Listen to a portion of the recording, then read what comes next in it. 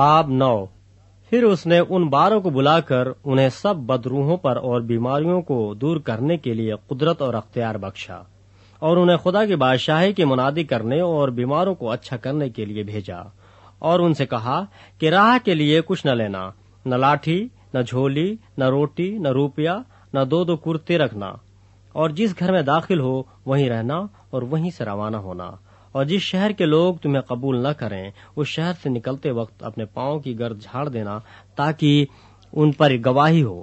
پس وہ روانہ ہو کر گاؤں گاؤں خوشخبری سناتے اور ہر جگہ شفا دیتے پھرے۔ اور چوتھائی ملک کا حاکم ہیرودیس سب احوال سن کر گھبرا گیا، اس لیے کہ بعض کہتے تھے کہ یوحنا مردوں میں سے جی اٹھا ہے، اور بعض یہ کہ ایلیا ظاہر ہوا ہے، اور بعض یہ کہ قدیم نبیوں میں سے کوئی جی اٹھا ہے۔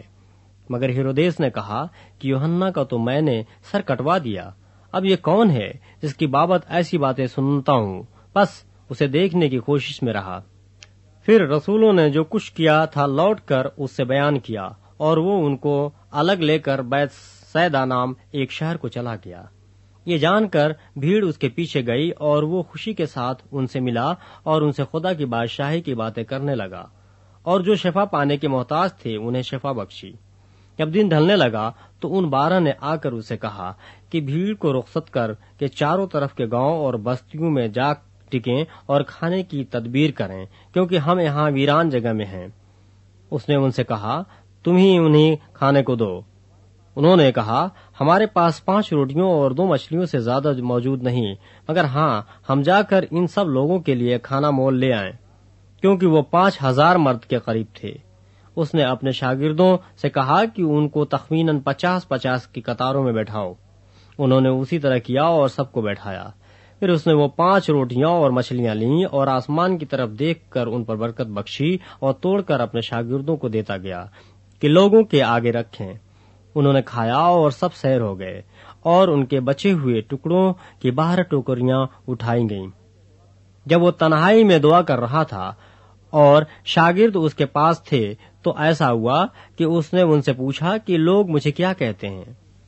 انہوں نے جواب میں کہا یوحنا بپتسمہ دینے والا، اور بعض ایلیا کہتے ہیں، اور بعض یہ کہ قدیم نبیوں میں سے کوئی جی اٹھا ہے۔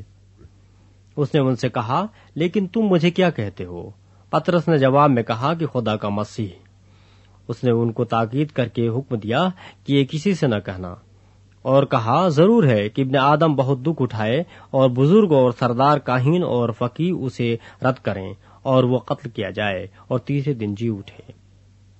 اور اس نے سب سے کہا اگر کوئی میرے پیچھے آنا چاہے تو اپنی خودی سے انکار کرے اور ہر روز اپنی صلیب اٹھائے اور میرے پیچھے ہو لے، کیونکہ جو کوئی اپنی جان بچانا چاہے وہ اسے کھوئے گا، اور جو کوئی میری خاطر اپنی جان کھوئے وہی اسے بچائے گا۔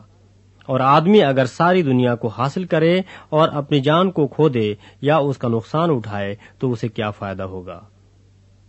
کیونکہ جو کوئی مجھ سے اور میری باتوں سے شرمائے گا، ابن آدم بھی جب اپنے اور اپنے باپ کے اور پاک فرشتوں کے جلال میں آئے گا تو اس سے شرمائے گا۔ لیکن میں تم سے سچ کہتا ہوں کہ ان میں سے جو یہاں کھڑے ہیں بعض ایسے ہیں کہ جب تک خدا کی بادشاہی کو دیکھ نہ لیں موت کا مزہ ہرگز نہ چکھیں گے۔ پھر ان باتوں کے کوئی 8 روز بعد ایسا ہوا کہ وہ پطرس اور یوحنا اور یعقوب کو ہمراہ لے کر پہاڑ پر دعا کرنے گیا۔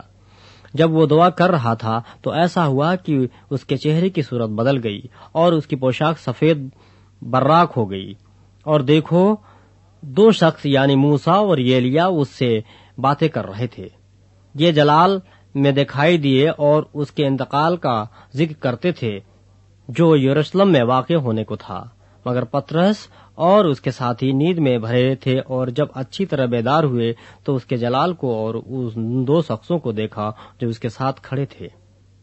جب وہ اس سے جدا ہونے لگے تو ایسا ہوا کہ پطرس نے یسوع سے کہا اے صاحب ہمارا یہاں رہنا اچھا ہے، بس ہم 3 ڈیرے بنائیں، ایک تیرے لیے، ایک موسیٰ کے لیے، ایک ایلیا کے لیے۔ لیکن وہ جانتا نہ تھا کہ یہ کیا کہتا ہے۔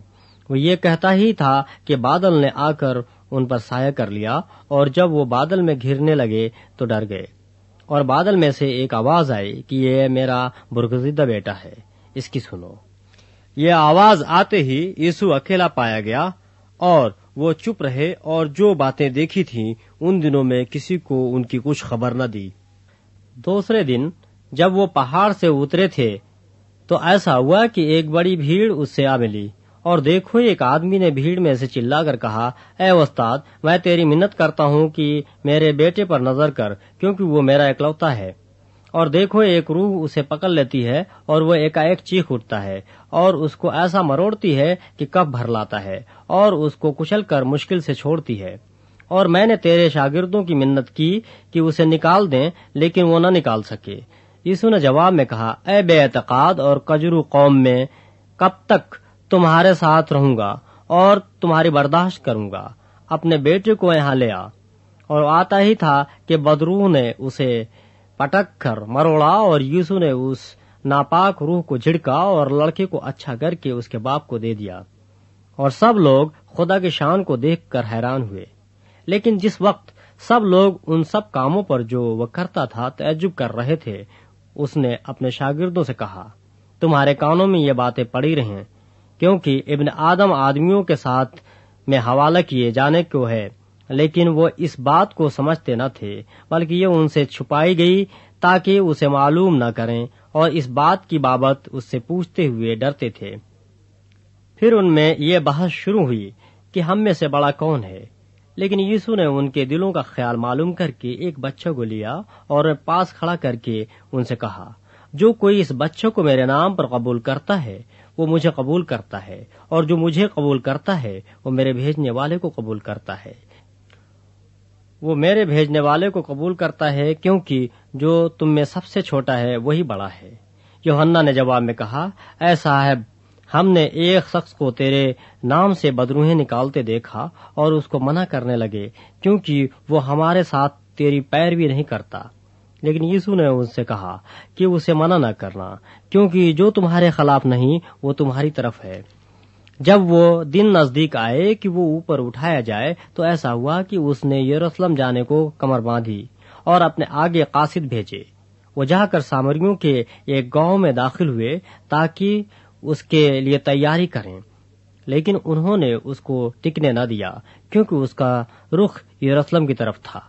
یہ دیکھ کر اس کے شاگرد یعقوب اور یوحنا نے کہا، اے خداوند، کیا تو چاہتا ہے کہ ہم حکم دیں کہ آسمان سے آگ نازل ہو کر انہیں بھسم کر دے، جیسا ایلیا نے کیا؟ مگر اس نے پھر کر انہیں جھڑکا اور کہا، تم نہیں جانتے کہ تم کیسی روح کے ہو، کیونکہ ابن آدم لوگوں کی جان برباد کرنے نہیں بلکہ بچانے آیا۔ پھر وہ کسی اور گاؤں میں چلے گئے۔ جب وہ راہ میں چلے جاتے تھے تو کسی نے اس سے کہا، جہاں کہیں تو جائے میں تیرے پیچھے چلوں گا۔ یسوع نے ان سے کہا کہ لومڑیوں کے بھٹ ہوتے ہیں اور ہوا کے پرندوں کے گھونسلے، مگر ابن آدم کے لیے سر دھرنے کی بھی جگہ نہیں۔ پھر اس نے دوسرے سے کہا، میرے پیچھے چل۔ اس نے کہا، اے خداوند، مجھے اجازت دے کہ پہلے جا کر اپنے باپ کو دفن کروں۔ اس نے اس سے کہا کہ مردوں کو اپنے مردے دفن کرنے دے، لیکن تو جا کر خدا کی بادشاہی کی خبر پھیلا۔ ایک اور نے بھی کہا کہ اے خداوند، میں تیرے پیچھے چلوں گا، لیکن پہلے مجھے اجازت دے کہ اپنے گھر کے لوگوں سے رخصت ہو آؤں۔ یسوع نے اس سے کہا کہ جو کوئی اپنا ہاتھ ہل پر رکھ کر پیچھے دیکھتا ہے وہ خدا کی بادشاہی کے لائق نہیں۔